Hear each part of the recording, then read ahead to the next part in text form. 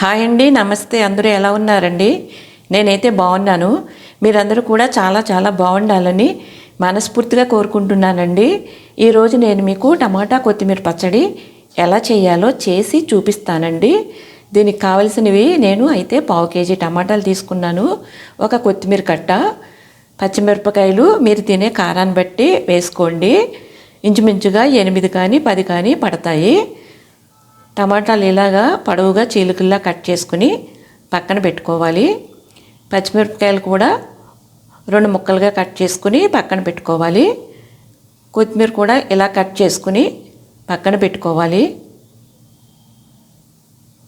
ఇప్పుడు ప్యాన్ పెట్టి కొంచెం ఆయిల్ వేసి ఒక 2 స్పూన్స్ ధనియాలు బ్రౌన్ కలర్లో వచ్చే వరకు వేయించుకోవాలి.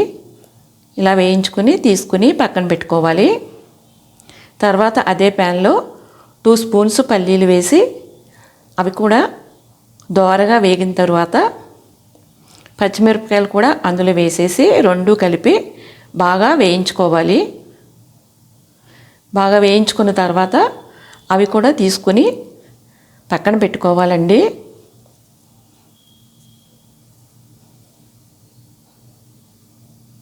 ఇప్పుడు అదే ప్యాన్లో కొంచెం ఆయిల్ వేసుకుని కొత్తిమీర వేసి బాగా వేయించక్కర్లేదండి, తడిపోయే వరకు వేయిస్తే సరిపోతుంది.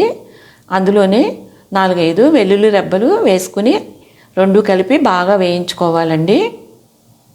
అవి కూడా బాగా వేగిన తర్వాత తీసి పక్కన పెట్టుకోవాలి. అదే ప్యాన్లో మనం కట్ చేసి పెట్టుకున్న టమాటా ముక్కలు కూడా వేసి బాగా కలిపి కొంచెం ఆయిల్ వేసుకుని మూత పెట్టి మగ్గించుకోవాలండి. ఒక 10 మినిట్స్ అలా ఉంచితే మగ్గిపోతాయి. తీసి చూద్దాము. ఆల్మోస్ట్ మగ్గిపోయినాయండి.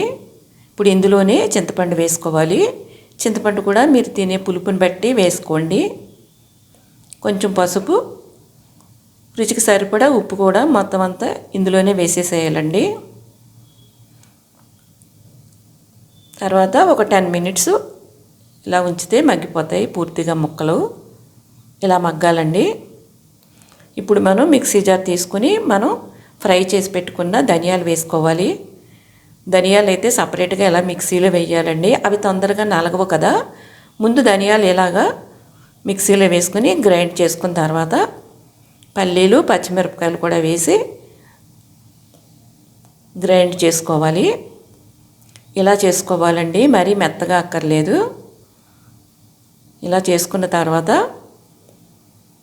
మనం వేయించి పెట్టుకున్న కొత్తిమీర టమాటా ముక్కలు వేసేసుకుని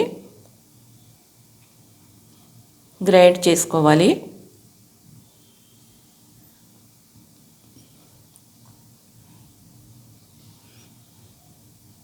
ఇలా చేసుకోవాలండి, మరీ మెత్తగా చేయకూడదు.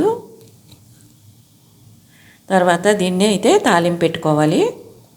ఒక ప్యాన్లో ఆయిల్ వేసుకుని మినప్పప్పు, శనగపప్పు, కొంచెం ఆవాలు, కొంచెం జీలకర్ర వేసుకుని బాగా వేగిన తర్వాత 2-3 ఎండుమిరపకాయ ముక్కలు వేసుకుని కరివేపాకు కూడా వేసుకున్న తర్వాత 4-5 వెల్లుల్లి రెబ్బలు చితక్కొట్టి వేసుకోవాలండి. కొంచెం ఇంగు వేసుకుంటే స్మెల్ టేస్ట్ కూడా చాలా బాగుంటుందండి. తర్వాత ఈ తాలింపు ఈ పచ్చళ్ళలో వేసి కలిపేసుకోవటమేనండి. ఇడ్లీ, దోశ, అన్నంలో కూడా చాలా బాగుంటుందండి. వేడివేడి అన్నంలో కొంచెం ఈ పచ్చడి వేసి నెయ్యి వేసి పెట్టారంటే చిన్నపిల్లలు కూడా చాలా ఇష్టంగా తింటారండి. మీరు ట్రై చేసి మీకు ఎలా వచ్చిందో నాకు కామెంట్ చేయండి. నా వీడియో నచ్చితే ప్లీజ్ సబ్స్క్రైబ్ చేయండి, లైక్ చేయండి, షేర్ చేయండి. థ్యాంక్ యూ అండి.